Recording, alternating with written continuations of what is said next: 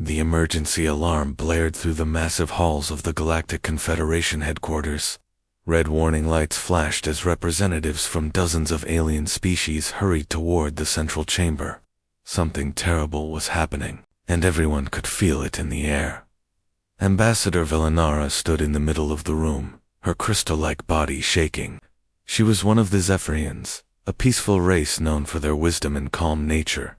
But today, there was nothing calm about her. Her usually bright, clear form looked dull and cracked, like she hadn't slept in days. The holographic display behind her showed scenes that made even the bravest aliens look away. Entire planets burned. Cities that had stood for thousands of years were now nothing but ash and smoke. Ships floated dead in space, their hulls torn open like someone had used giant claws on them. Friends, allies, please listen to me. Velanara's voice came through the translation device, but everyone could hear how scared she was. My people are dying. Our beautiful worlds, our children, our elders, they're all gone. Supreme Chancellor Mordok, a large blue creature with 6 arms, moved his floating chair closer. His kind had ruled the Confederation for over 2,000 years, and he had seen many wars. But nothing like this. Tell us what happened, Ambassador. Start from the beginning. Velanara's form flickered like a broken light bulb. They came from the dark spaces between stars. We call them the Void Swarm. At first, we thought they were just another species looking for new homes. We tried to talk to them, to welcome them. She paused, and the room grew completely quiet. Even the air systems seemed to stop making noise. But they don't talk. They don't negotiate. They just ... eat everything. They consume entire worlds, and then they grow stronger. They learn from every battle, getting better at killing us each time. The hologram changed to show battle reports.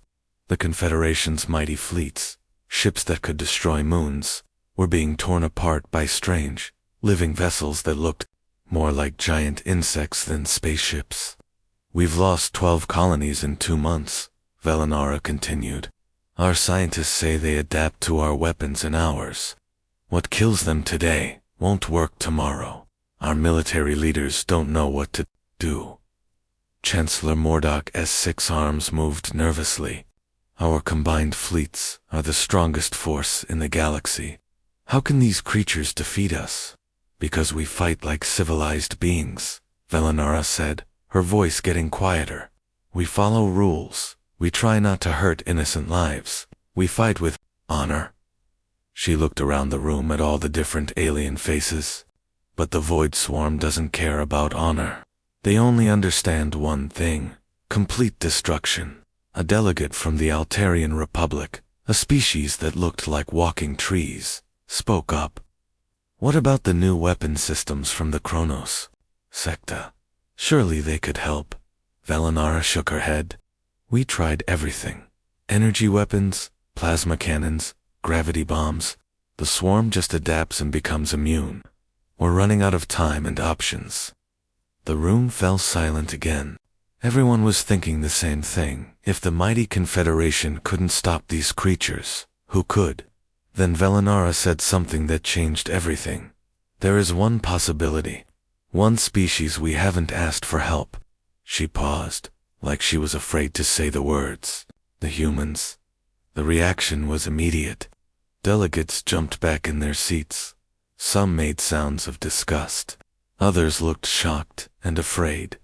Chancellor Mordok's blue skin turned almost white. You can't be serious, he whispered. Those creatures come from a death world. Their own planet tries to kill them every single day. Earthquakes, storms, deadly animals, and they somehow survive it all. That's exactly why we need them, Velanara said firmly.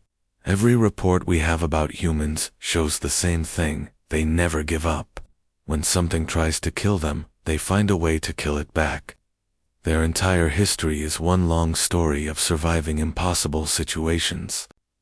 Another delegate, a small furry creature, spoke up in a squeaky voice. But Ambassador, humans are violent. They fight each other constantly. They build weapons for fun. They eat other living creatures. How can we trust such barbaric beings?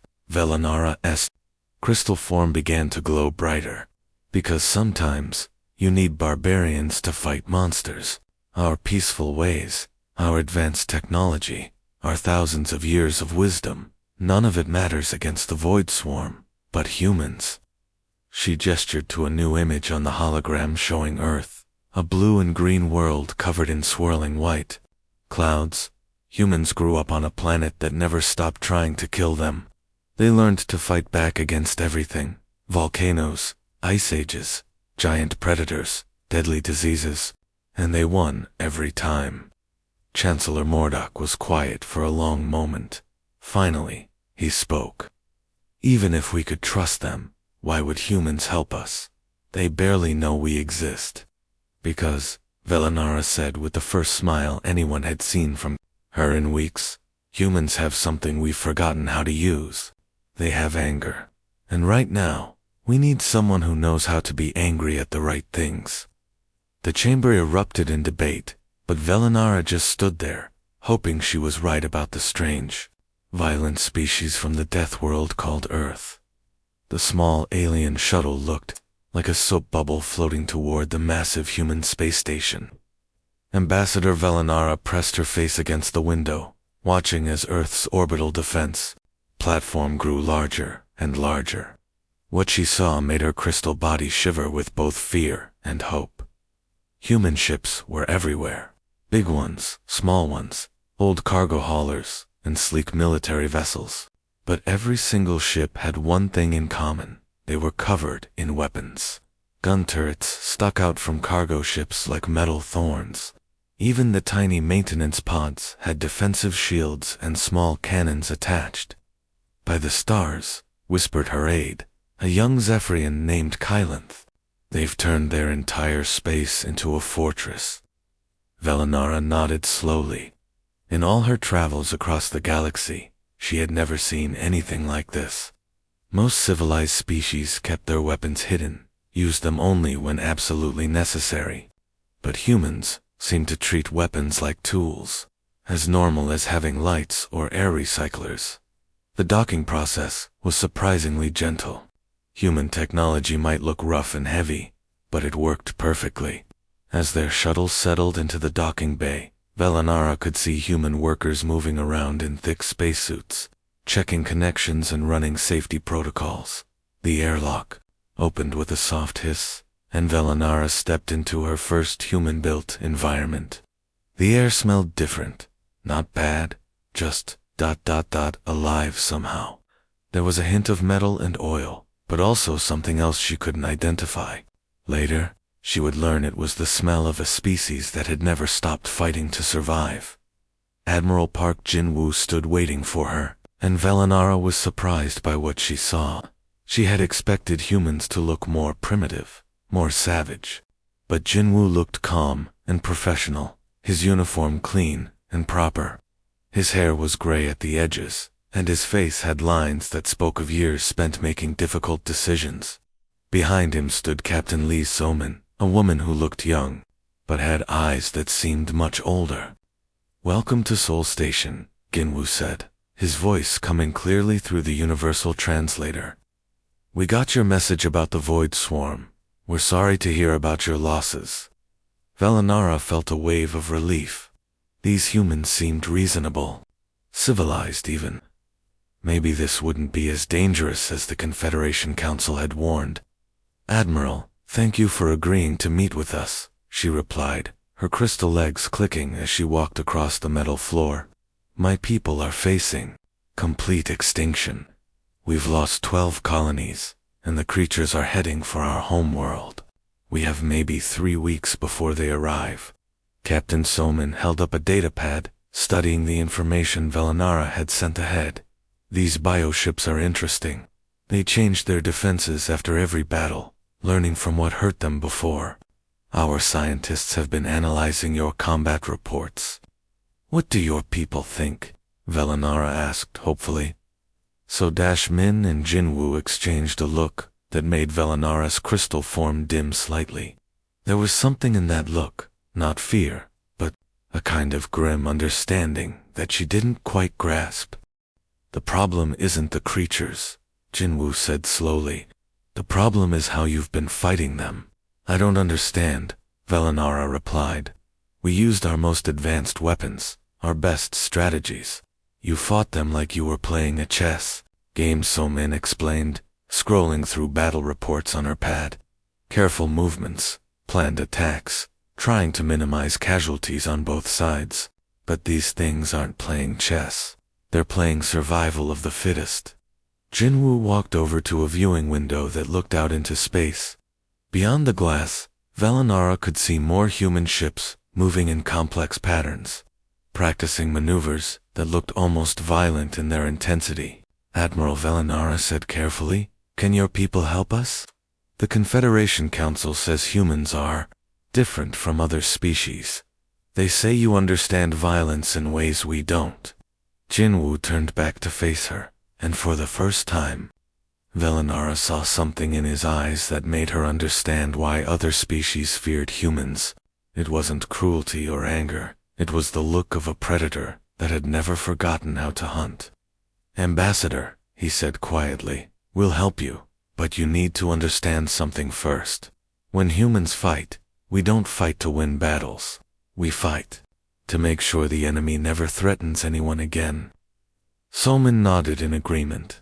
"We'll need to see the battlefield ourselves, study how these creatures operate. But, if they're as dangerous as your reports suggest, we're going to have to fight them the human way." "What does that mean?" Velinara asked, though part of her wasn't sure she wanted to know the answer. Jinwoo smiled, but it wasn't a happy expression. "It means we're going to teach the Void Swarm why Earth is called a death world." The war room aboard the human flagship buzzed with energy as dozens of officers studied the holographic battlefield floating in the center of the room. The 3D display showed Zephyria 7, the alien homeworld, surrounded by a swirling mass of dark shapes, the Void Swarm's living ships. "Admiral," Park Jinwoo stood with his arms crossed, watching the slow-motion replay of the latest Confederation battle. His experienced eyes tracked every movement, every decision, every mistake.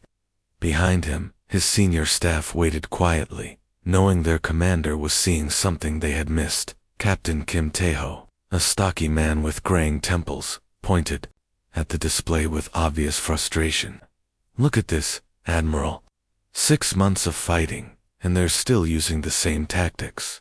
The Confederation fleet stays 50,000 kilometers away from the enemy, fires coordinated volleys of energy, weapons, then pulls back to recharge." Commander Yoon Ji-hai, the fleet's tactical genius, shook her head as she manipulated the holographic controls. "It's like watching a formal dance. Everyone knows the steps, everyone follows the rules. The aliens line up their ships in perfect formations, announce their attacks, and give the enemy time to prepare defenses. They're fighting with honor," observed Captain Lee Somin from her position near the data terminals. "Each side takes turns, follows established protocols. No surprise attacks, no dirty tricks. It's almost ... polite." Jinwoo finally spoke, his voice carrying the weight of years spent in real combat. "That's exactly the problem. They're fighting a war, but the Void Swarm is fighting for survival. Those are two completely different things." The display zoomed in on one of the Swarm's bioships, a massive creature that looked like a cross between a giant squid and a spaceship. Its organic hull rippled and changed as they watched, growing thicker armor plating where the Confederation's last attack had hit it. "Watch this," Somin said, rewinding the footage.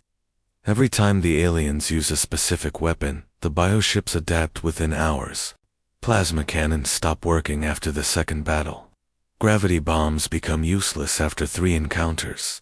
The swarm literally evolves defenses faster than the Confederation can develop new attacks." Taeho leaned forward, studying the data streaming across his personal screen. "According to their battle reports, the Confederation has tried everything. They brought in their most advanced warships, their best commanders, weapons that can crack planets in half. Nothing works for more than a few engagements. Because they're predictable, Jinwoo said, walking around the holographic display. Look at their attack patterns. Same approach vectors, same weapon sequences, same retreat patterns. They might as well be sending the enemy their battle plans ahead of time. Ji-Hai highlighted a section of the battlefield where Confederation ships maintain their perfect formations, even while under heavy attack. Their discipline is incredible, but it's also their weakness. They won't break formation to pursue a fleeing enemy. They won't sacrifice one ship to save 3 others. They fight like they're trying to minimize casualties on both sides. That's because they are, Somian added, pulling up casualty reports. The Confederation has been at peace for over 300 years. They've forgotten what it means to fight a war where losing means extinction. They're still trying to be civilized. Jin stopped walking and faced his officers. The Void Swarm doesn't understand civilization. It only understands one thing: eat or be eaten. When something threatens it, it doesn't retreat or negotiate. It adapts and destroys. The room fell quiet as everyone absorbed this. Finally, Taeho asked the question they were all thinking. So what do we do differently, Admiral? How do we fight an enemy that learns from every battle? Jinwoo smiled, but it wasn't a pleasant expression. It was the kind of smile that had made Earth's enemies regret challenging humanity. We don't give it time to learn. We don't fight fair. We don't follow rules. He gestured to the holographic swarm surrounding the alien homeworld. The Confederation has been treating this like a chess match. Careful moves, strategic thinking, long-term planning. But humans learned long ago that sometimes you have to flip over the chessboard and fight with your fists. Ji-Hai looked intrigued. What are you thinking, sir? The swarm adapts to patterns, right? So we don't use patterns. Every ship fights differently. Every attack is a surprise. We use weapons they've never seen before, tactics that don't make sense, strategies that would horrify any civilized military commander. Soman nodded slowly, beginning to understand. We fight like humans have always fought, desperately, viciously, and with everything we have. Exactly, Jinwoo confirmed. The Confederation fights to win. We fight to survive, and there's a big difference between those two things. Taeho grinned, the kind of expression that would have terrified alien observers. When do we start? Now, Jinwoo replied. Send word to all ship commanders. We're going to show the Void Swarm what happens when you threaten a species from Earth. The space around Earth had never been busier. Orbital shipyards that usually built cargo vessels and passenger liners now buzzed with military activity. Sparks flew in all directions as welding torches worked day and night, turning peaceful ships into instruments of war. Captain Choi Minho stood on an observation platform, watching his engineers transform the mining ship Busan Hammer into something that would give nightmares to any enemy. The vessel had always been big and tough. It had to be to survive in asteroid fields and gas giant atmospheres. But now, thick armor plates covered every surface, and weapon systems sprouted from what used to be cargo holds. Sir, those alien observers want to talk to you again, Lieutenant Park Hyjin called out from her communications station. She sounded tired. The aliens had been requesting meetings every few hours. Clearly worried about what they were seeing, Minho looked up at the viewing gallery where Ambassador Velanara and her team watched through reinforced windows. Their crystal-like bodies flickered with nervous energy as they observed human workers installing massive kinetic accelerators on what used to be a simple cargo hauler. Tell them I'll talk to them when we're done, Minho replied, turning his attention back to the work. We have a deadline to meet. The transformation happening around Earth was unlike anything the galaxy had ever seen. Humans were taking every available ship, cargo vessels, passenger transports, mining equipment, even luxury yachts, and turning them into weapons of war. But this wasn't the careful, organized militarization that other species used. This was something else entirely. Nearby, Commander Nam Sung Min supervised his own project. The Soulbreaker had been a passenger ship just 3 days ago, designed to carry families on comfortable journeys between Earth's colonies. Now, those passenger cabins were being ripped out and replaced with armored boarding pods that looked more like metal coffins than transportation. "Commander, are you sure these pods will work?" asked one of his younger engineers, staring at the cramped, heavily armored compartments. "They look like death traps." Sungmin patted the thick armor plating. "Son, everything we do in space is dangerous. The trick is making sure you're more dangerous than whatever's trying to kill you." The young engineer still looked worried. "But sir, these pods don't have any long-range weapons. How are we supposed to fight bioships that are 100 times our size?" "We get inside them," Sungmin replied simply, as if this was the most obvious thing in the world. "Can't adapt to our weapons if we're using them from inside their own ship." Ambassador Velanara finally couldn't take it anymore. She left the viewing gallery and approached Minho's platform, her crystal legs clicking nervously on the metal walkway. Her whole body was shimmering with anxiety, something that happened when her species was extremely stressed. "Captain, I must ask about these modifications. They seem—" She paused, searching for the right words. "Extremely aggressive. Are all these weapons really necessary?" Minho stopped watching the welding work and turned to face her. His expression was patient but firm, like a teacher explaining something important to a child. "Ambassador, let me tell you about Earth. Our planet has tried to kill us every single day for millions of years. Earthquakes that swallow cities, storms that tear apart mountains, ice ages that freeze entire continents. We learned early that, if you want to survive, you prepare for the worst possible situation." He gestured to the massive armor plating being installed on a nearby ship. "Your people have lived in peace for centuries. You fight at safe distances because you can afford to lose a few battles and try again. But humans," he shook his head, "we only get one chance. If we lose, we're dead. So we prepare like our lives depend on it." Velanara's form flickered with confusion. "But surely there's a more elegant solution. More efficient weapons. Better technology." "Maybe," Minho admitted, "but elegant solutions fail when something unexpected happens. Efficient weapons break down under pressure. Better technology gets adapted to and becomes useless." He pointed to a worker installing what looked like primitive explosive charges on a ship's hull, but a big enough explosion that works every time. The alien ambassador watched as human crews continued their frantic work. Ships that had never been designed for combat were becoming mobile fortresses. Vessels built for mining asteroids were being equipped with boarding equipment. Luxury yachts sprouted missile launchers like deadly flowers. "I don't understand," she said quietly. "How can you be so casual about violence?" Minho's expression softened slightly. "We're not casual about it, Ambassador. We take it very seriously.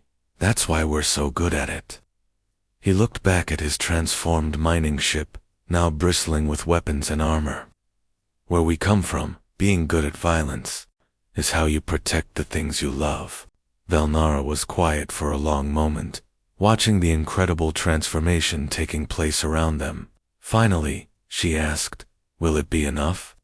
Minho smiled, but it wasn't a happy expression. "Ambassador, by the time we're done, the Void Swarm is going to learn why most species in the galaxy are afraid of humans." Space around the Zephyrian homeworld had been quiet for weeks, with only the slow, methodical movements of the Confederation fleet maintaining their careful blockade against the Void Swarm. Then suddenly, reality tore open like a wound, and the human fleet burst through hyperspace in a display that shocked everyone watching. The Confederation ships moved in perfect formations, neat lines and elegant curves that looked like artwork against the stars. But the human fleet looked like a swarm of angry hornets. Ships came through the hyperspace exit at different times, different angles.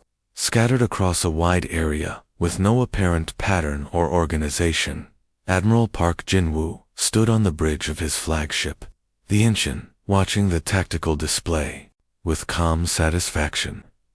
Around him, his crew worked with quiet efficiency, but there was something in the air, a tension that spoke of predators preparing to hunt. "Sir, I'm reading massive bioship movement," reported Captain Lee Soman from her position at the tactical station. Her fingers danced across the controls, tracking dozens of enemy contacts. "The swarm is responding to our arrival. They're moving to intercept us." Through the main view screen, they could see the enemy for the first time. The void swarms were massive organic things that looked more like sea creatures than spacecraft. They moved with fluid grace, their living holes pulsing with alien life. Some were as large as cities, covered in tentacles and weapon ports that oozed with deadly purpose. "How long until they reach us?" Jin-woo asked, his voice steady despite the overwhelming sight of the enemy force. 40 minutes at current speed, Soman replied, then paused as new data flowed across her screen. "Admiral, I'm counting over 300 bioships. They outnumber us 5-1. Jin-woo nodded, as if this was exactly what he had expected. "All ships, this is Admiral Jin-woo aboard the Incheon. Today we fight for people we've never met, to protect worlds we've never seen. But that doesn't matter, because that's what humans do." His voice carried across the fleet's communication system, reaching every human ship scattered across the battlefield. "These creatures learn from every engagement, so we're not giving them a chance. No fancy maneuvers, no careful strategies. We're going straight at them, fast and hard." A new voice crackled over the communications. Admiral Dexlara, commander of the Confederation fleet. Her translator made her sound worried and confused. "Admiral Jin-woo, your fleet's approach vectors are completely chaotic. You're flying directly into their strongest formations. This is tactical suicide. Copy that, Admiral Vexlara." "Thanks for the concern," Jin-woo replied calmly, then switched back to his own fleet channel. "You heard the lady. Apparently, what we're about to do is impossible. Let's show them why humans don't believe in impossible." Captain Kim Taeho's destroyer squadron was closest to the enemy, and his voice came through clearly over the comm. "Admiral, request permission to engage first. My boys are getting restless." "Permission granted, Captain. Show them how Earth's Navy fights." Taeho's destroyers suddenly broke from their scattered formation and dove straight toward the center of the swarm fleet. The move was so aggressive, so unexpected, that even the bioships seemed surprised. The massive creatures tried to adjust their positions, but the human ships were moving too fast. The first collision was spectacular. The destroyer Daegu, already damaged from the initial enemy fire, didn't try to avoid a bioship 3 times its size. Instead, it accelerated directly into the creature's center mass. The explosion lit up space like a new star, and when the light faded, both ships were gone. "Daegu is destroyed," Somin reported, her voice tight with emotion. Jin-woo watched the expanding cloud of debris on his screen. "How many enemy ships did they take with them?" Somin checked her sensors, and her expression brightened slightly. 3 confirmed kills, sir." The explosion chain reacted through their formation. "Then Taeho's people died. Well," Jin-woo said firmly. "All ships, press the attack. Make every shot count. Make every sacrifice mean something." The human fleet surged forward like a pack of wolves, each ship moving independently but with the same deadly purpose. They didn't fight like the careful, organized Confederation forces. They fought like humans had always fought, desperately, viciously, and with absolute determination to win. The Confederation observers watched in shocked silence as human ships rammed enemy vessels, detonated their own weapons at point-blank range, and used tactics that no civilized military would ever consider. It wasn't elegant or efficient, but it was working. The Void Swarm, which had easily adapted to months of predictable Confederation tactics, suddenly found themselves facing an enemy that didn't follow any rules at all. And for the first time in their existence, they began to understand what it meant to be afraid. The battle had been raging for 2 hours, and space around Zephyria 7 looked like a graveyard of twisted metal and organic debris. The human fleet was taking heavy losses, but they were giving as good as they got. Then something started to change. Captain Yoon Ji-hai sat hunched over her tactical console aboard the cruiser Gwangju, her eyes tracking the data streams flowing across multiple screens. She was the fleet's best tactical analyst, someone who could spot patterns in the chaos of battle that others would miss. What she was seeing now made her stomach clench with worry. "All ships, this is Gwangju," she broadcast across the fleet communication channel. "I'm seeing structural changes in the enemy bioships. They're adapting faster than expected." On her main screen, she watched as one of the massive swarm creatures literally grew new armor plating across its hull. The organic material flowed, like liquid metal, hardening into crystalline structures that deflected human plasma fire like it was nothing more than flashlights. "Confirmed," came the voice of Lieutenant Park Dong-woo from the destroyer Ulsan. "Our plasma cannons aren't penetrating anymore. It's like they're shooting at mirrors." Ji-hai's fingers flew across her controls, analyzing the enemy's adaptations in real time. "They've developed some kind of energy absorption plating. Every time we hit them with plasma or particle beams, they're learning to absorb and redirect the energy." This was exactly what the Confederation had warned them about. The Void Swarm's ability to evolve mid-battle was legendary, but seeing it happen in real time was something else entirely. The creatures weren't just healing their wounds, they were literally becoming immune to human weapons as the battle progressed. Commander Choi Minho's voice crackled over the communication system from his heavily modified mining ship. "Copy that, Gwangju. If energy weapons won't work, we go back to basics." The Busan hammer had once been used to tear apart asteroids in the outer system. Now, those same massive drilling assemblies deployed from its hull, like the claws of some mechanical monster. But instead of space rocks, they were aimed at living bio. "Let's see them adapt to this," Minho muttered as his ship closed distance with a bioship, the size of a small moon.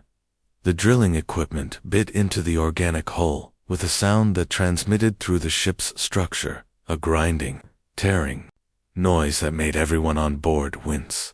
But it worked. The bioship's hull, so effective at absorbing energy weapons, couldn't adapt fast enough to physical penetration. "Direct hit," reported his weapons officer. "We're through their outer hull, accessing internal chambers." But their victory was, within minutes, Ji-hai was reporting new changes across the enemy fleet. "All ships, be advised, the swarm is responding to kinetic attacks now. I'm seeing rapid growth in hull thickness, development of what looks like imp carapaces." Sure enough, the bioships were growing thicker, tougher shells. Some developed multiple layers of armor, others grew spines and ridges designed to deflect physical impacts. The creatures were learning from every human attack, becoming stronger and more resistant with each passing minute. Admiral Park Jin-woo's voice cut through the growing concern in his fleet's communications. "All ships, listen up. They want to adapt. Let's give them something to really think about." What happened next would have horrified any traditional military commander. But it was pure human ingenuity, born from desperation. The fleet scattered into completely random attack patterns, each ship acting independently, with no coordination at all. Commander Nam Sung-min, aboard the converted passenger ship, Soulbreaker, decided to use his vessel's old dining hall as a makeshift missile launcher.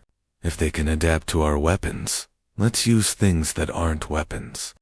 His crew began loading the ship's waste, recyclers with metal debris, and firing them at enemy ships using the vessel's old passenger shuttle launch tubes. It was crude, ridiculous, and completely unpredictable, which made it effective. Other human ships got even more creative. Some used their gravity tethers, normally used for towing disabled vessels, to grab chunks of destroyed bioships and slingshot them into enemy formations. Others deliberately overloaded their own power systems, creating massive electrical discharges that fried enemy sensors. Captain Soman watched this chaos unfold from the bridge of the Inchin, tracking dozens of different improvised tactics across the fleet. Admiral, the Confederation fleet is requesting permission to withdraw. Admiral Vexlera says our tactics are too dangerous for her ships to operate nearby. Jinwoo didn't even look away from the tactical display. Granted, tell them to pull back to safe distance. How far is safe distance? Soman asked. Jinwoo smiled grimly as he watched one of his ships deliberately ram an enemy vessel while simultaneously detonating its entire missile payload. For what we're about to do, probably another star system. The Void Swarm had spent millions of years perfecting its ability to adapt to enemy tactics. But they had never encountered an enemy that refused to use the same tactic twice. The Devourer Prime was the largest bioship in the Void Swarm fleet. A living fortress the size of a small city that pulsed with alien intelligence. Its organic hull rippled like skin, covered in weapon ports that looked like giant mouths, ready to devour anything that came too close. For 3 hours, it had been tearing through human ships with devastating efficiency.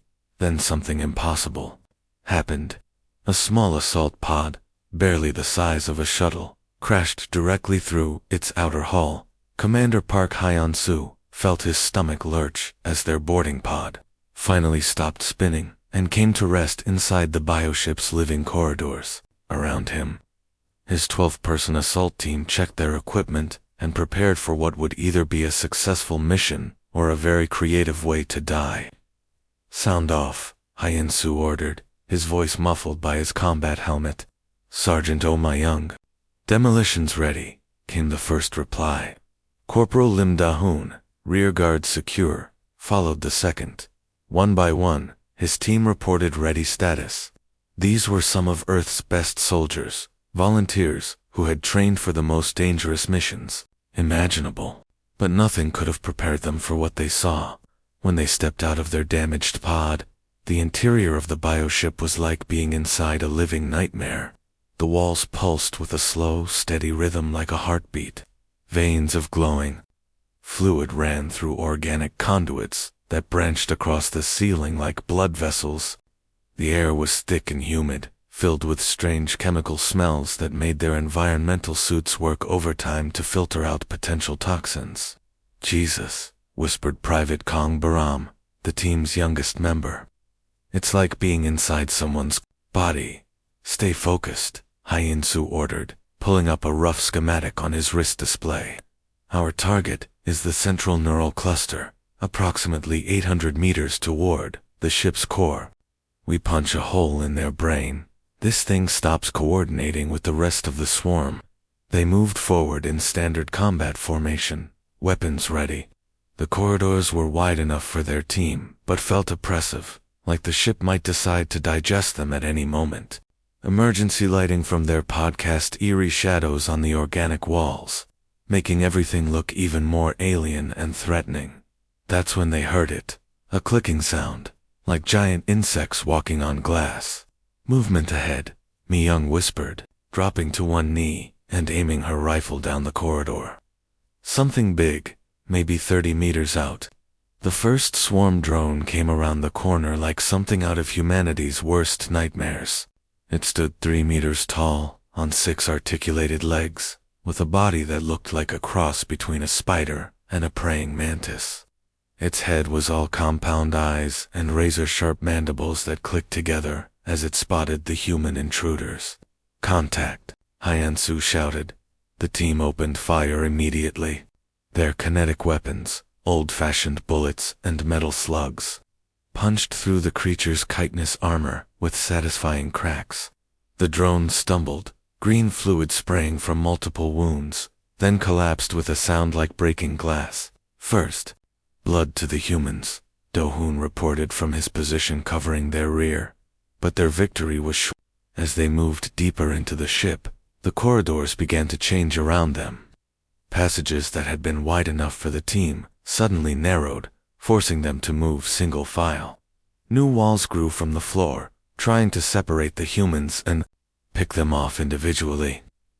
"Sir, this is getting weird," reported Specialist Lee Hae-won, their team's tech expert.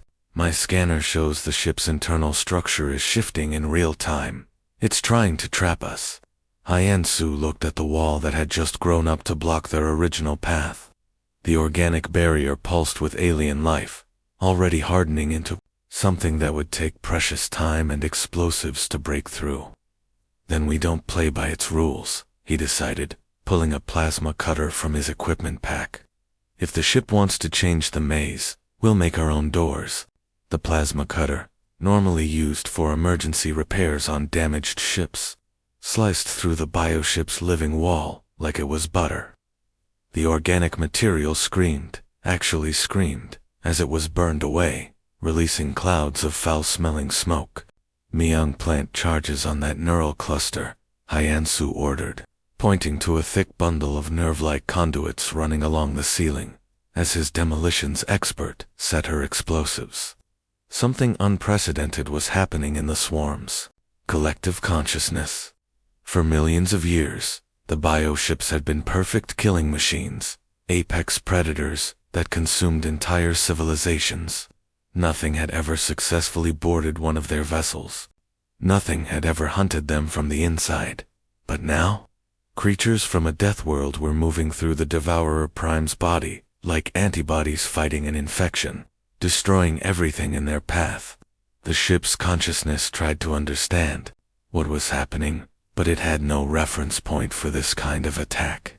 "Sir," Myung called out, checking her scanner readings. "I'm detecting massive neural activity from deeper in the ship. The readings are ... strange. It's like the ship is panicking." Hyan-Su smiled inside his helmet. Fear was something humans understood very well, both feeling it and causing it. "Good. A scared enemy makes mistakes. Let's give this thing nightmares it'll never forget." They pressed deeper into the alien vessel, leaving a trail of destruction behind them. The swarm was about to learn why humans were the apex predators on their own world.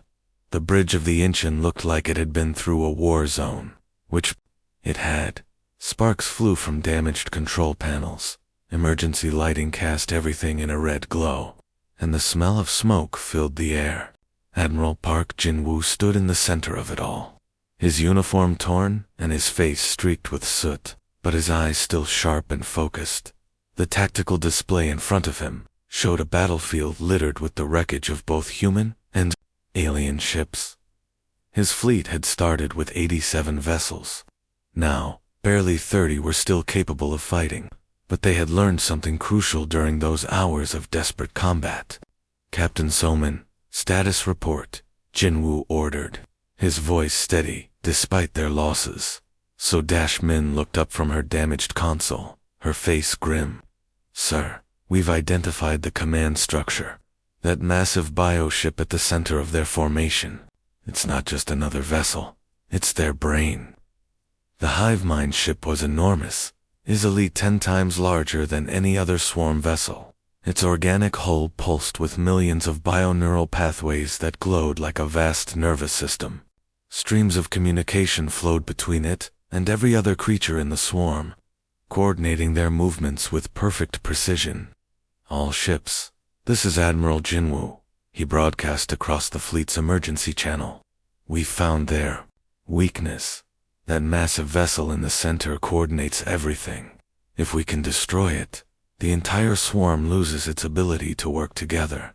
Captain Kim Taeho's voice came through the static-filled communication system from his crippled destroyer. His ship, the Dajin, had taken direct hits from 3 bioships and was barely holding together. "Admiral, with respect, we've tried everything. Our weapons can't penetrate that thing's defenses. It's got armor thicker than a space station." Other ship commanders added their voices to the conversation, each reporting the same problem. The hive mind vessel was protected by layers of adaptive armor, energy shields, and defensive bioships that swarmed around it like antibodies protecting a vital organ. Jin-Wu studied the tactical display, watching the massive creature coordinate the movements of hundreds of smaller bioships with terrifying efficiency.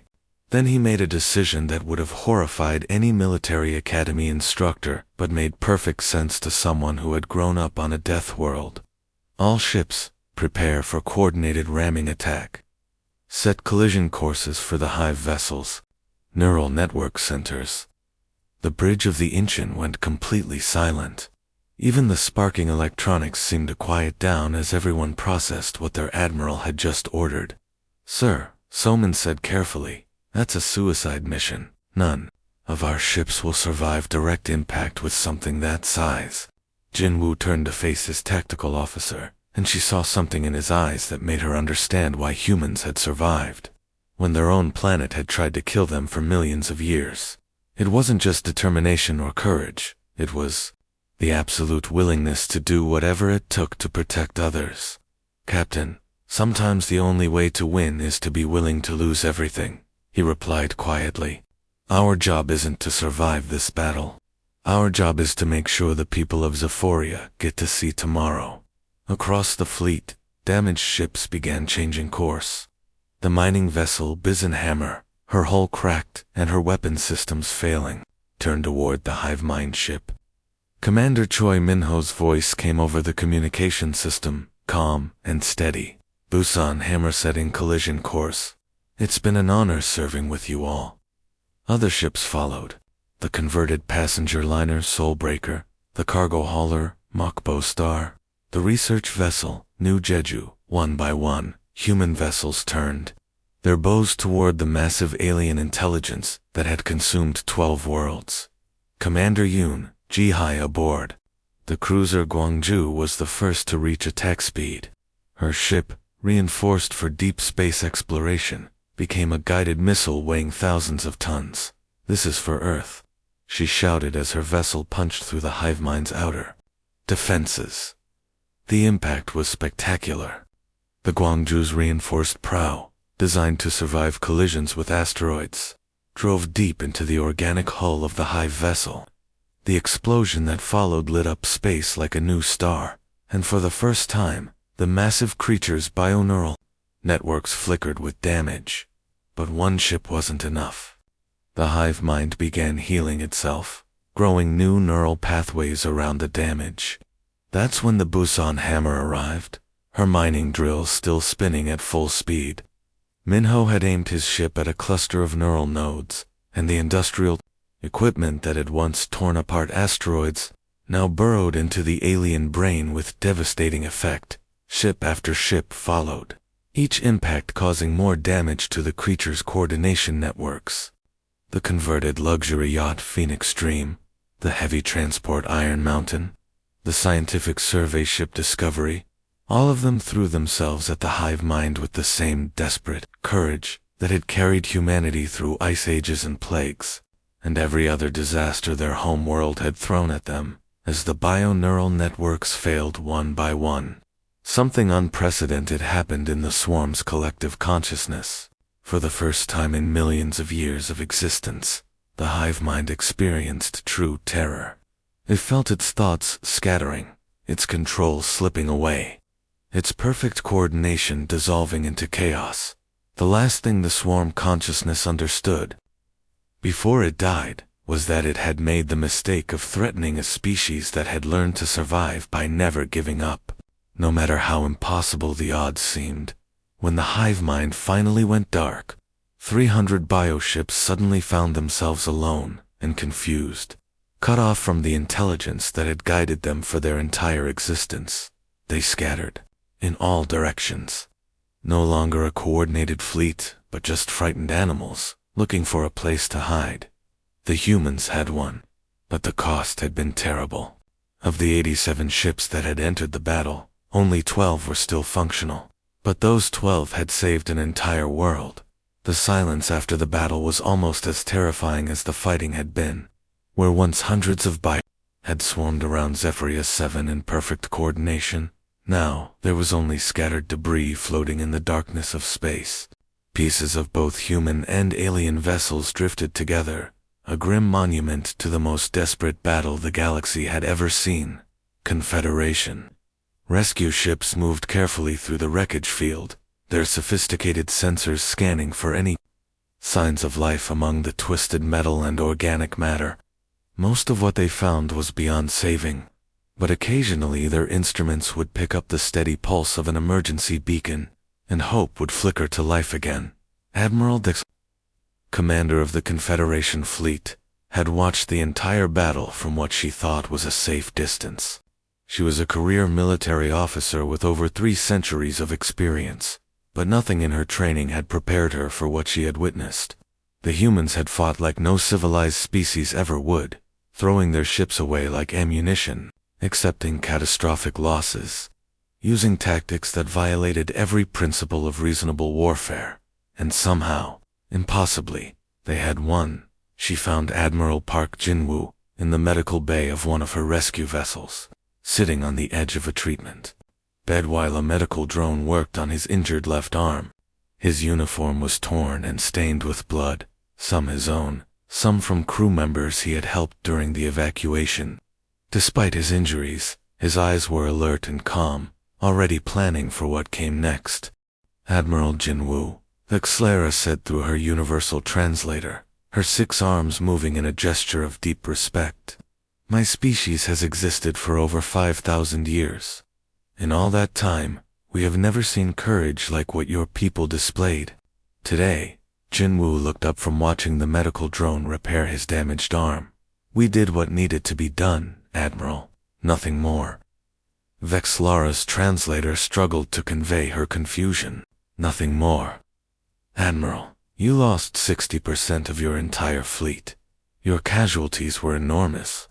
By any rational military analysis, this should be classified as a catastrophic defeat. The medical bay doors opened, and Captain Lee So-min walked in. Her tactical officer's uniform was torn in 3 places, her face was streaked with smoke stains, and she moved with the careful gait of someone whose ribs were probably cracked. But her spine was straight, and her voice was steady. With all due respect, Admiral Dexlara, So-min said politely, our mission wasn't to preserve our fleet. Our mission was to stop the Void Swarm and save the Zephyrian homeworld. Mission accomplished. Vexlara looked between the 2 humans, trying to understand their perspective. In Confederation military doctrine, preserving your forces was always the primary objective. You retreated when losses became too heavy, regrouped when the enemy proved stronger, negotiated when victory seemed impossible. The idea of accepting total destruction to achieve your goals was simply incomprehensible. But the cost, she insisted. So many of your people died, so many ships lost. How can you call this victory? Jin-woo stood up slowly, testing his newly repaired arm. Through the medical bay's viewport, they could see the rescue operations continuing.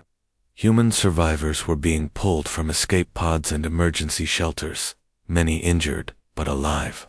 Each rescue was celebrated by the Confederation crews, as if they had found treasure.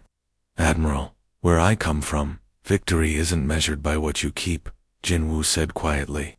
It's measured by what you save. Ambassador Velinara entered the medical bay, her crystalline form still dim with exhaustion and trauma. The Zephyrian diplomat had barely slept since the battle ended, coordinating relief efforts for her people and trying to process what had happened. When she spoke, her voice carried the weight of an entire civilization's gratitude. Admiral Jin-woo, Captain So-min, the Galactic Confederation Council has asked me to make an official request. She paused, as if the words were difficult to say. We formally request a permanent military alliance with Earth. We need protectors who understand how to win wars that everyone else would consider unwinnable. Jin-woo exchanged a look with So-min, and Exlara saw something pass between them. A silent conversation that spoke of shared experiences and mutual respect. Ambassador, Jin-woo replied carefully, humans don't fight wars for conquest or glory. We fight when innocent people need protection, and no one else can provide it. If that's what you're asking for, then yes, we'll help. As word of the human, Victory spread across Confederation space. Something fundamental began to change in how alien civilizations viewed the galaxy. For thousands of years, they had built their society on the assumption that rational beings could always find peaceful solutions to their problems.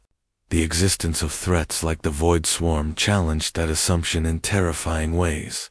But now they had discovered that, somewhere in the galaxy lived a species that had never forgotten how to fight impossible battles and win them. The humans didn't fight because they enjoyed violence. They fought because they understood that sometimes violence was the only thing that could protect the things worth saving. The Deathworld species had arrived on the galactic stage, and nothing would ever be the same. Peace-loving civilizations could sleep more soundly, knowing that if something threatened their existence, there were humans willing to stand between them and the darkness. The galaxy had found its guardians, and they came from a world that had spent millions of years teaching its children how to survive against impossible odds. In the end, that had made all the difference.